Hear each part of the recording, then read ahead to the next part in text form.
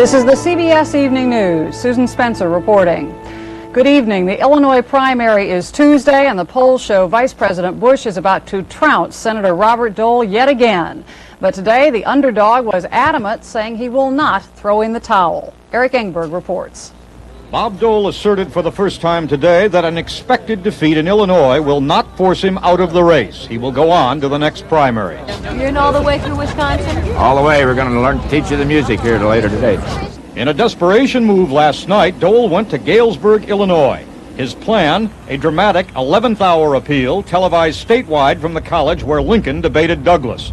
But instead of highlighting Bush's refusal to debate, the Dole TV special highlighted the confusion dogging Dole's own campaign. Soon after he began to speak, the viewers saw this. It stayed that way for 2 minutes, scuttling a planned wifely appeal from Elizabeth Dole.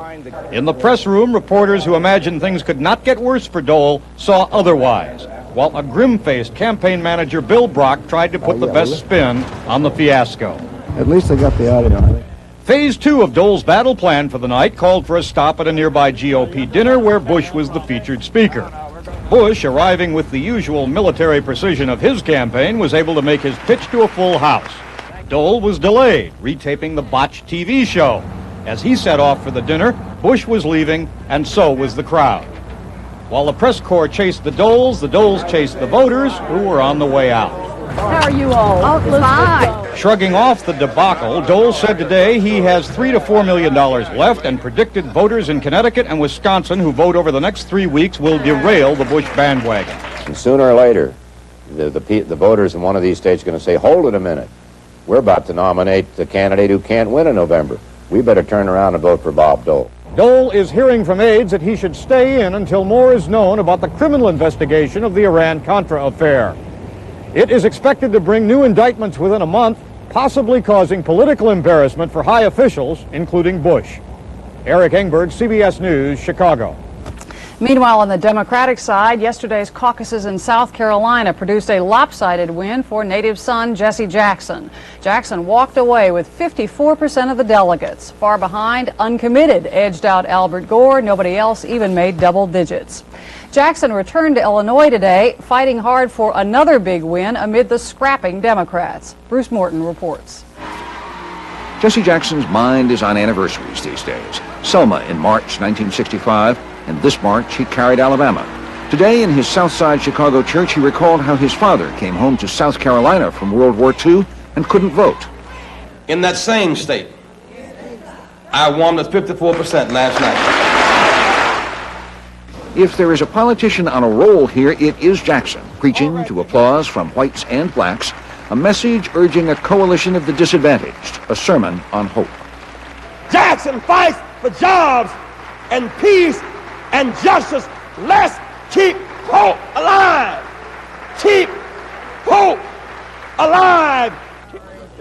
And Jackson lectures the other candidates for fighting amongst themselves. They are. Some people would like to turn back the clock, to go back to the days when the voters didn't really pick their presidential nominee.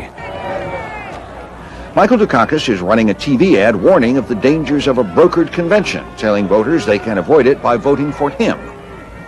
I think the notion of a brokered convention for the Democratic Party would be a disaster. An absolute disaster. Paul Simon, campaigning today in Chicago's Chinatown, says that's silly. Nobody will have enough votes for a first ballot nomination anyway, and Dukakis is simply trying to knock Simon out of the race here instead of having to face him in the bargaining later on. He knows that I'm the one who has the ability to pull together the coalition that can get the nomination. Maybe. There are two separate elections here. One a beauty contest, meaningless except as propaganda. The other for convention delegates, each delegate elected individually. Paul Simon needs to win both, but Jesse Jackson is the hot candidate here this weekend, and the beauty contest could be within his reach. Bruce Morton, CBS News, Chicago. Attorney General Edwin Meese today denied a Washington Post story indicating that he was more involved with the Iraqi pipeline deal than he has admitted. The Post cites a memo describing a briefing Meese gave to then Israeli Prime Minister Shimon Peres. Meese has called this briefing only a chat. He said today that public officials cannot allow themselves to be hounded from office by such reports. Still ahead on the CBS Evening News, demonstrations in this country as Israel's prime minister flies here for talks. And later on, Americans working to stay #1 in the world in a special Inside Sunday segment.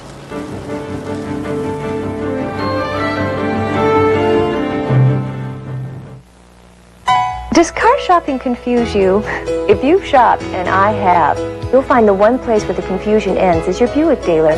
That's why I just bought a brand new Buick Regal.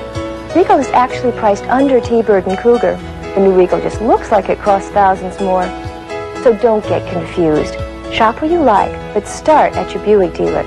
The car is Regal, but the price sure isn't. The great American road belongs to Buick. No one knows I just got dentures, and I don't want anything to blow it. Fix-It and forget it. Fix-It helps fix loose spots for a strong hold that lasts longer than any leading cream. Use Fix-It and forget it. Excuse me. No problem. We know about kaopectate too. Kaopectate actually absorbs the germs that can cause diarrhea. Kaopectate bags. The diarrhea specialist. This morning, my boss comes storming into my office and yells, "Why did you switch from AT&T to MCI?" So I tell him how much money MCI is saving as compared to us, and how with MCI we're saving up to 25% on credit card calls. Then he screams, "But AT&T's better quality. Our calls have been sounding great. When did you do this anyway?" I say, 7 months ago, sir. Until you call, you'll never know how much better a long-distance company can be. MCI. Let us show you. Israel's policy in the occupied territories brought out demonstrators today in this country. In Beverly Hills, California, there was pushing and shoving between opponents and supporters of the Shamir government policy. And in Washington, an estimated 2,000 supporters of the Palestinian protesters rallied across from the White House. They demanded an end to Israeli rule of the West Bank and Gaza. Israelis demonstrated in the streets of Israel tonight as well as their prime minister flew to Washington for what are expected to be difficult talks with U.S. leaders. Anthony Mason has that story. Prime Minister Shamir has already said no to the U.S. peace plan, but thousands marched in Tel Aviv tonight to make certain he didn't change his mind. If you have to live with your neighbors and you want to live in peace, both sides have to make concessions to each other. But Shamir heads to the U.S., leaving behind a deeply divided cabinet. Former UN Ambassador Abba Eban also left for Washington tonight, saying he hoped to make it clear Shamir speaks for only half the government. The other half, led by Foreign Minister Shimon Peres, supports the Schultz plan. Israel has no government. A child with two heads is not doubly intelligent. It is a monster. And increasingly, as at this morning's cabinet meeting, the two heads won't even look at each other. I don't see the same political leadership that I always saw in Israel's military leadership. And now the battle is mainly a political one. And there's a total void of leadership on both sides. New problems add to those now more than 3 months old.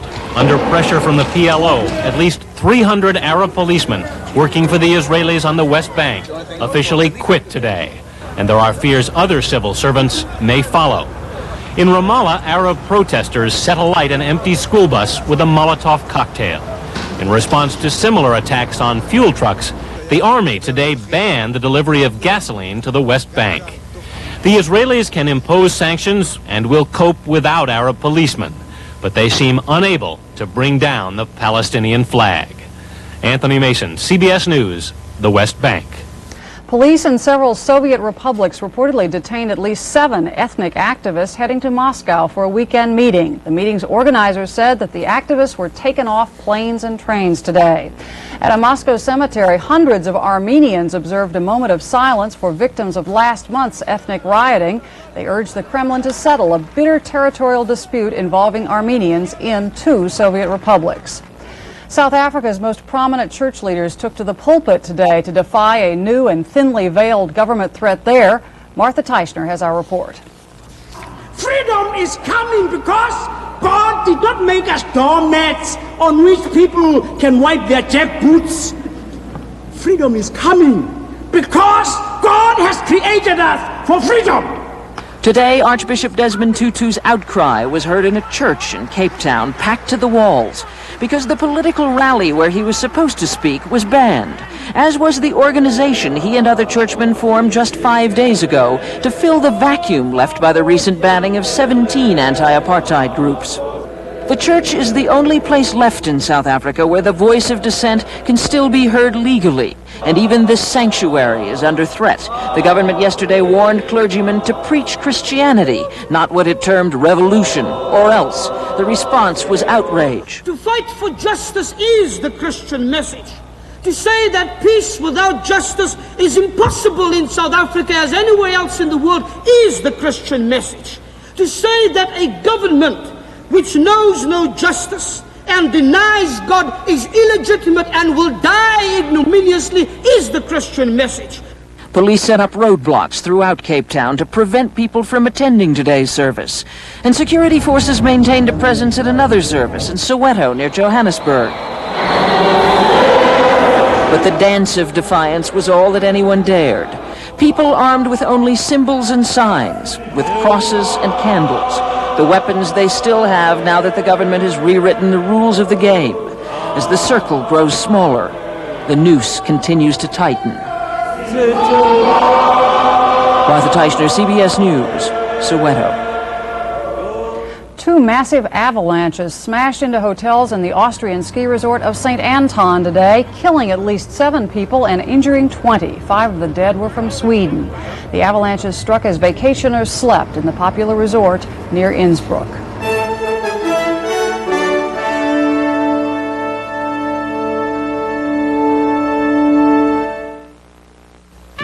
I was a young boy who dreamed of great things, to bring a medal home to my country. And the dream came true.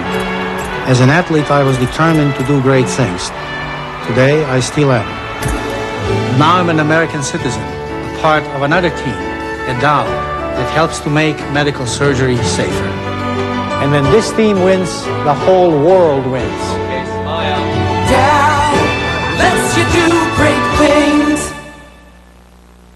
You'd expect it to be a hard-working antacid. You'd expect it to be rich in calcium and sodium-free. But what you don't expect is that it tastes so good. Cherry-flavored, calcium-rich Rolaids antacid. The relief you want, the taste you desire. Splish splash, I was taking a bath long about a Saturday night. Gloved up, got a clog in my tub, but liquid drainer fixed it up right. Liquid Drano, the liquid strong enough to be called Drano. Walter, this is Mother. Mother, Walter wants to use the phone. Fine, right there. Second-class phones, they're making second-class phones. Oh, that silly phone. Use our AT&T phone in there. For phones that work like phones are supposed to work, stick with the first-class phones of AT&T. It's okay. It works.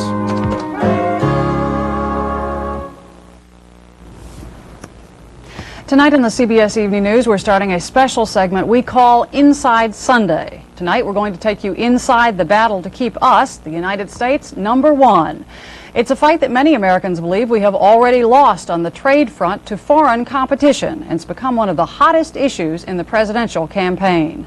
It's very disconcerting to go to a McDonald's and see a 50-year-old man behind the counters saying what will your order be. I think we deserve more than this. Charles Hanson echoes the concerns of many Americans that something is wrong in the country, that America is no longer #1. A recent study of Illinois voters found that that concern crossed over party lines, class, and ideology. It was more important than concerns about war, Central America, or the Middle East. It centers around worries about the country's economic health, but it goes much further. They talk about homelessness, education, housing, health care, a host of other things that they see as going neglected. Their view is that we ought to put America first. I think the people are smarter than the politicians, and that's often the case. I think they're ready to hear a serious discussion. It has started on the campaign trail in various forms. I'm going to preside as president of Uncle Sam, not Uncle Sucker. Meanwhile, George Bush promises a summit with Congress on deficits. The people of this country are not ready to settle for a second-rate economy or a second-class future. Jackson and Simon also campaign on investing for the future here at home. I want to educate our children and take care of our old folks. In the campaign, there is little talk of expanding foreign commitments. Al Gore, who built his candidacy around foreign policy issues, now has switched to domestic matters, including trade, long Dick Gephardt's favorite subject. I think the issue in '88 is whether we as a people can regain control of our economic destiny. The Illinois study found that voters think so too. But while many felt the need to get tough with other countries, they also said America has to get its own house in order. Even among hardcore, loyal, blue-collar Democrats, the people who stuck with Walter Mondale in 1984, there was a resistance to the simple notion that we ought to bash the Japanese or bash the South Koreans. The candidate who wins in the end may be the one best able to address that worry and the deep concerns about just what it takes to make a country number one, what it takes in education, housing, and jobs. We want a good, honest president who was looking out for the American people. The American people and the American worker. The battle to keep us number one is very much a battle for jobs. Growing investment in this country by foreigners has brought with it the promise of work for Americans, but as Lynn Brown reports, the promise is not always fulfilled. It's a brand new plant that in some ways symbolizes the foreign investment pouring into American towns like Normal, Illinois. The Diamond Star Auto Plant, jointly run by Mitsubishi and Chrysler, will bring 2,900 jobs to Normal, and residents are pleased. It's just really good for the economy, no doubt about it. And create more jobs and bring more dollars into the area. But there are those who wonder if this foreign money is creating traditional manual labor, not high-tech jobs for the future. The jobs that are being created are essentially low-wage assembly-type jobs. The best jobs are kept in those countries. States vying with incentives to lure foreign investors see it differently. They say this is the kind of investment they could use more of, and that a plant like Diamond Star in central Illinois acts as a magnet, attracting still more industry and more jobs. We'll have spin-offs that are not just here, but located throughout the state. But what happens when the manufacturing ceases, as in the case of Volkswagen's plant in Westmoreland County, Pennsylvania? Lured by incentives, it too was a symbol of the promise of foreign investment when it opened 10 years ago. But with Volkswagen's American sales standing still, the plant will soon stand empty. 2,700 workers will lose their jobs. They say the car sales was low, but they're still gonna manufacture cars in Mexico. I'd be lucky to make a third of what I'm making now. And what about spin-offs, all those other plants? In Westmoreland County, it never happened. I think that's part of the myth that you're not only going to get the jobs that the foreign manufacturer supplies, but all this new industry that's going to come with it. Westmoreland workers are hoping some other company will save them, but they face plenty of competition, not just from abroad, but from other American workers in other states. They are bidding against one another, and those bidding wars end up in giving citizens a very bad deal. With so many international investors with so much money to spend, it's unlikely that the end to the foreign buying spree will come anytime soon. Equally unlikely, an end to the warnings that this could be a classic case of buy now, pay later. Lynn Brown, CBS News, New York. The falling value of the dollar that has encouraged all the foreign investment in this country has a more positive side to it. It's made American products more affordable and therefore more attractive to foreigners. As David Dow reports, American wine producers are finding the time to sell their products overseas is now. It is a sign of new, happier times in California's Napa Valley. The Japanese-owned Weston Corporation shopping for wines for its international hotel chain, American Wines. It took us many years to get things started, but now, all of a sudden, for many reasons, why it's beginning to soar. In fact, the export of American wines soared 64% last year. Nearly 12 million gallons of wine shipped to more than 30 countries. Wine, long praised for its flavor, now purchased for its price, thanks largely to a falling dollar. it's not cheap, but it's not so expensive as it used to be. And that's what makes it so much more interesting.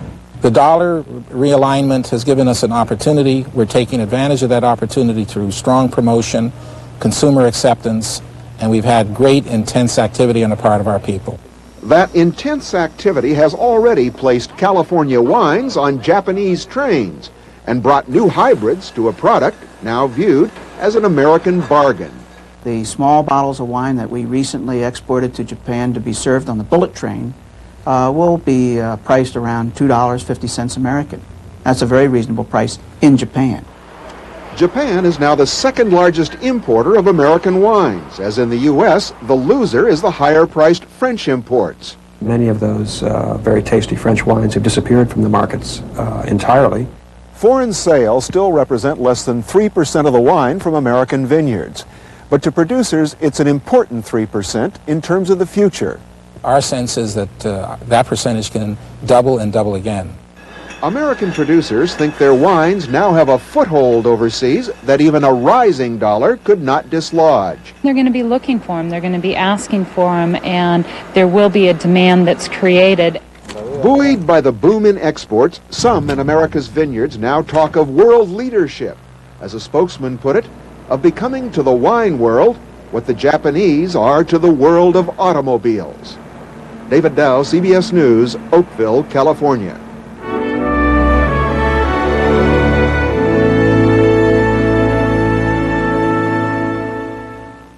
Have you heard about this left brain, right brain stuff? Take steak. The left brain believes in moderation. A right brain just knows it's good. Nice thing about sirloin, makes the whole brain happy. Beef, real food for real people.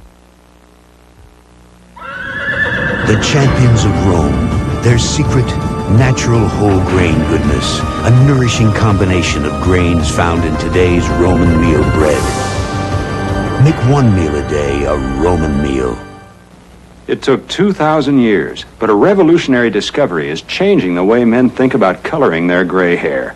It's called Just for Men, from the leader in men's hair coloring.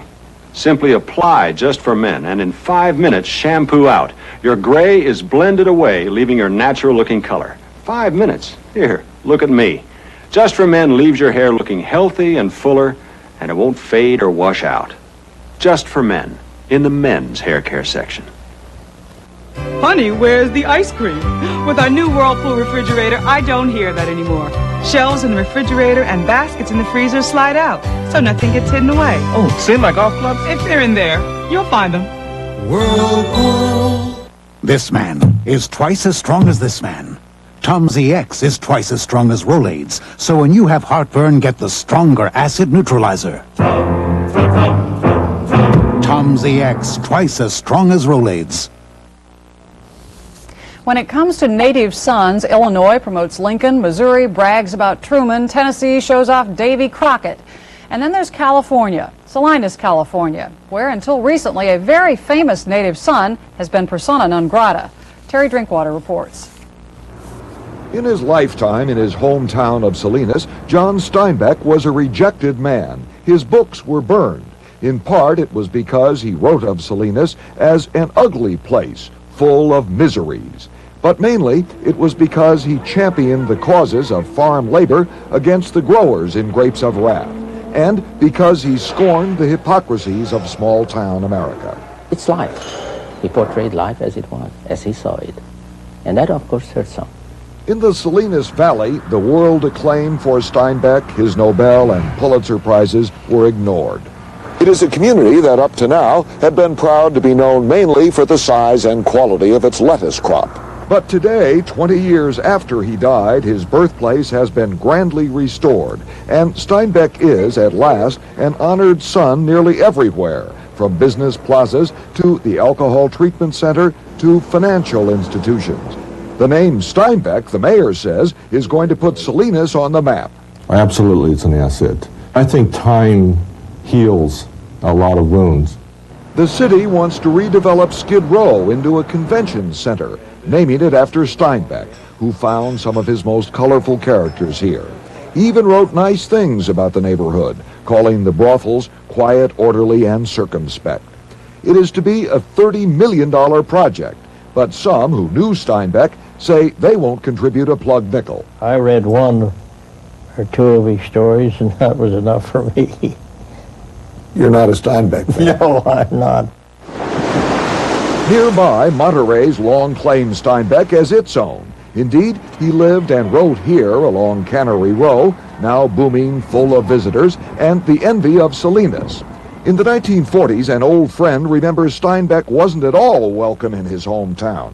He was a little wary about going over there, even because he was afraid he might be mobbed. Really? Yes, he really felt that they might try to beat him up. And what would Steinbeck think about ordinary-looking, landlocked Salinas promoting itself as a tourist mecca? In East of Eden, he wrote, "You can boast about anything if it's all you have." Terry Drinkwater, CBS News, Salinas. Salina, Kansas, Salinas, California. Our apologies. That's our news this Sunday evening. Dan Rather will be here tomorrow. I'm Susan Spencer. I'll be back later with the CBS Sunday Night News. Until then, have a good evening.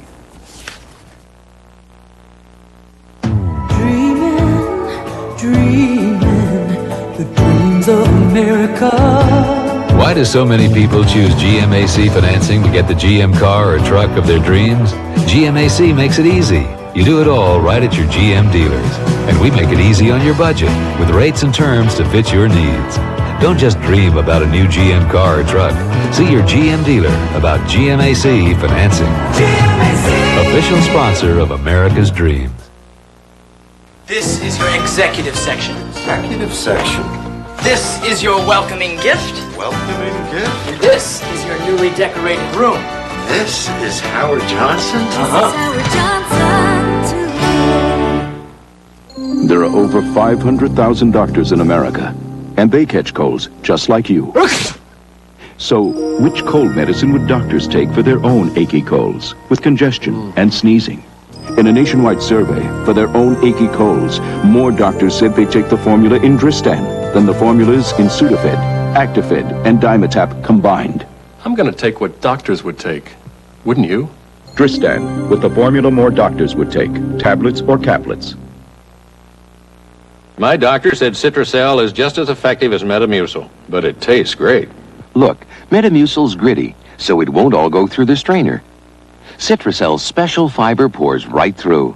Citracel, great taste, no grit.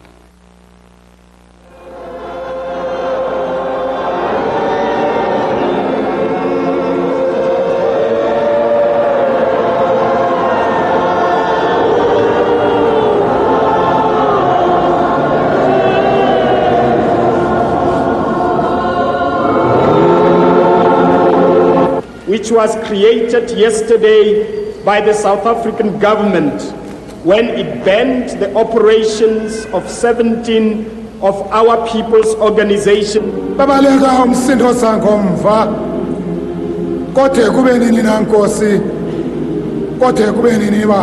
In imprisonment, we express our faith, and God tells us to tell the powers that be that God has...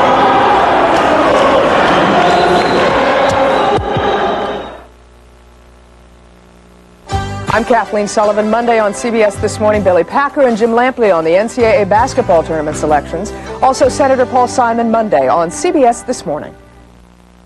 This is CBS.